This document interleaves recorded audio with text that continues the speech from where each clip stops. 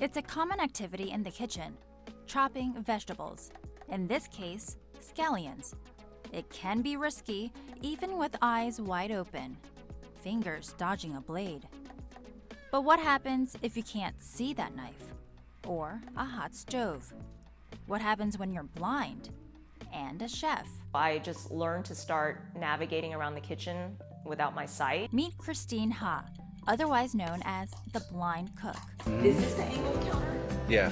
She's a chef and restaurateur based in Houston, Texas. What would you say is like the most difficult task in the kitchen without your vision?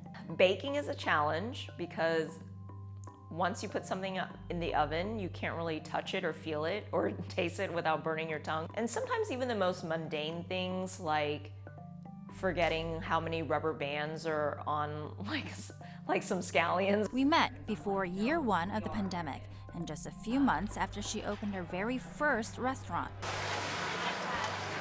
The Blind Goat. So I'm taking dishes that are lesser known street foods or modern foods of Vietnam using Texas ingredients. Christine's love of cooking started as an homage to her mother, who passed away when she was 14. I can't ignore the fact that I started cooking because I missed my mom's cooking. Christine spent most of her life in Texas, the U.S. state with the second largest community of Vietnamese immigrants. Her parents, Vietnamese refugees, fled to the U.S. in the late 1970s.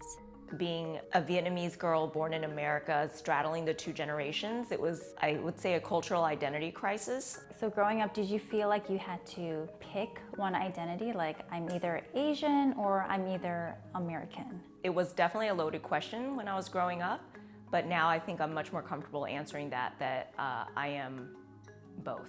Along with her Asian American identity, Christine had to learn to live without her eyesight. She wasn't born blind. She gradually lost her vision in her early 20s from a rare autoimmune disease. I always joke that it's kind of a blessing that I lost my vision because I really don't know the color of people's skin. And I really feel like I judge people less. Her life needed adjusting, but there was one activity she could not drop. I continued the cooking simply because it was something I was determined to do. I loved it and I didn't want vision loss to be an inhibitor. I'm Christine from Houston, Texas, and I'm a graduate student. In 2012, her love of cooking landed her on the American version of Masterchef, the popular reality TV show for amateur chefs. She was the show's first blind contestant. And it was actually when I was in grad school that I decided to audition for Masterchef, mostly because my husband, who's a fan of Gordon Ramsay, Christine!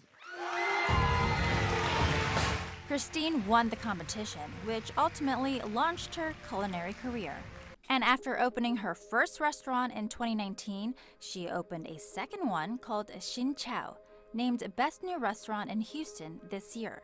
crazily enough, right before the pandemic, I had actually signed a lease to open a new restaurant, a second one called Xin Chao, which means hello in Vietnamese, another Vietnamese restaurant that I was doing with a partner, Chef Tony Nguyen. I'm happy to at least say that both restaurants are, survived the pandemic. Along with her business endeavors, Christine is working on her memoir.